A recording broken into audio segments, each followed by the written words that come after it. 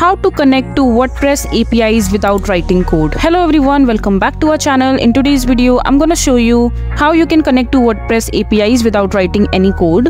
So for that, you need to import from API itself by clicking the Run Importer button. That will manually call the API process. Call the API, process the data, then save the API data within your WordPress database, and then just create posts. I'm gonna show you how you can do it step by step. When the sync interval is set, the importer uses the WordPress cron system to run the background at your chosen interval, keeping API data in sync. So first of all, just post settings. So in order to do that, just set up how you want your post to be created. Select the post type from any of your registered post types. Select the post status and select the post author from any of your registered authors. The import type can be set as full sync with your API, or you can set it to simply update only existing post or create an update only. The importer interval can either be set to no automatic sync, or you can set an interval to automatically run the import post creation at your chosen interval, such as every 30 seconds, every hour, once a day, once a week, or so on. And after that, you have to do data mapping. All the API data can be mapped to WordPress fields such as custom field, tags, categories, custom taxonomies, featured images, post content,